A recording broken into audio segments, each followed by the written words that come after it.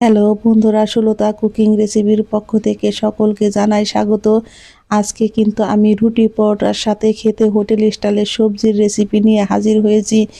দেখতেই পারছেন বিভিন্ন রকমের সবজি আমি এখানে নিয়েছি আমি বেশ কিছুটা পরিমাণে মিষ্টি কুমড়ো, মূলো, আর নিয়েছি আমি সিম। এখানে নিয়েছি আমি বেশ কিছুটা পরিমাণে বাঁধাকপি কুচি। আমি সমস্ত সবজিগুলোকে কিন্তু ঝুরি করে কেটে বেশ ভালো করে ধুয়ে নিয়েছি।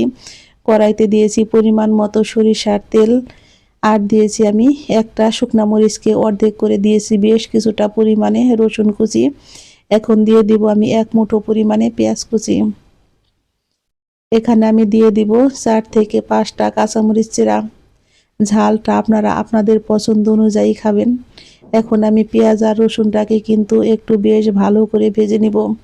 লাল লাল করে কিন্তু ভাজার প্রয়োজন নেই। এই হোটেল স্টাইলের সবজির ভাজিটা খেতে হয় কিন্তু দুর্দান্ত মজা। আমি এখন এর মধ্যে দিয়ে দিব কেটে ধুয়ে রাখা কিন্তু সবজিগুলো। আর সব সবজিগুলো কিন্তু আমি একই রকম ভাবে কেটেছি। আর এর মধ্যে আমি দিয়েছি এক মুঠো পরিমাণে কিন্তু বটবডি। আমি সমস্ত সবজিগুলোকে কিন্তু একই রকম চিকন চিকন করে কেটে নিয়েছি। আর এই ভাজিতে কিন্তু একই রকম ভাবে সবজিগুলো কাটতে হয়, তাহলে দেখতেও যেমন সুন্দর হয়, খেতেও হয় কিন্তু দারুণ মজার। আমি এখন সবজিগুলোকে কিন্তু চুলার আঁচটা বাড়িয়ে দিয়ে এইভাবে 3 থেকে 4 মিনিট বেশ ভালো করে ভেজে নিব। এইভাবে ভাজি করলে আপনারা কিন্তু রুটি একটার জায়গায় 3টা খাবেন, এতটাই পরিমাণে মজার হয়।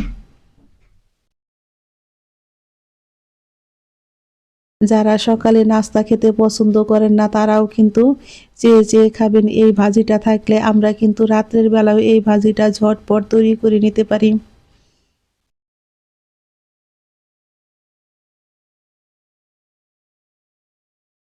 আমি কিন্তু সবজিগুলোকে 3 থেকে 4 মিনিট এইভাবে খুব সুন্দর করে ভেজে নিয়েছি।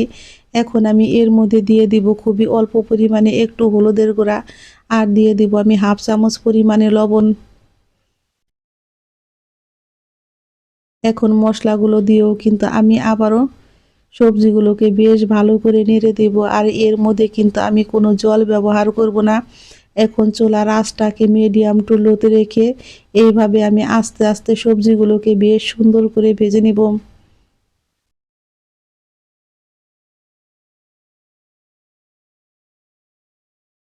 এই পর্যায়ে আমার রান্নার রেসিপি একটু হলেও যদি ভালো লেগে থাকে, অবশ্যই একটা লাইক করবেন, কমেন্ট করবেন, এবং যারা আমার নতুন বন্ধু আছেন তারা আমাকে একটা সাবস্ক্রাইব করতে ভুলবেন না। আমি এখন এর মধ্যে দিয়েছি 1 চামচ পরিমাণে চিনি। এখন আমি দিয়ে দিব কেটে ধুয়ে রাখা বাঁধাকপিগুলো। আর বাঁধাকপিগুলো দিয়েও কিন্তু আমি এখন চুলার আঁচটা আবারও বাড়িয়ে দিয়েছি।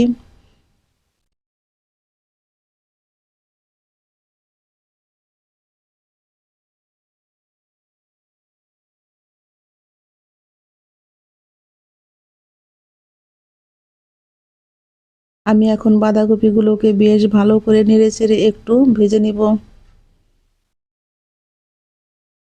আপনারা যদি এইভাবে কখনো সবজি ভাজি করে না খেয়ে থাকেন, অবশ্যই একবার হলেও এই সবজি ভাজিটা করে খেয়ে দেখবেন। খেতে হয় কিন্তু দুর্দান্ত মজার। আর এইভাবে সবজি ভাজি করে খেলে কিন্তু মুখে লেগে থাকবে, এতটাই মজার হয়।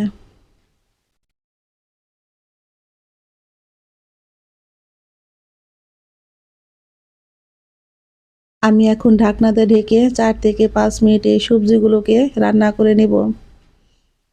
ফিরছি বন্ধুরা 5 মিনিট পর। আজকে আমি কিন্তু এর মধ্যে কোনো জলই ব্যবহার করিনি। আমার সবজিটা কিন্তু একদম নরম হয়ে গেছে। এখন আমি এর মধ্যে দিয়ে দিব 1 মুঠো পরিমাণে ধনিয়া পাতা কুচি।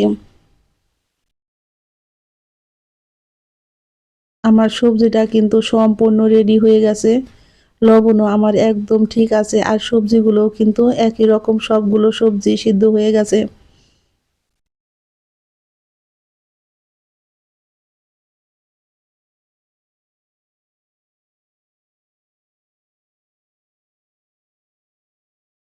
এই সবজিটা দেখতে যতটা সুন্দর হয়েছে, খেতে হয়েছে কিন্তু দারুণ মজার।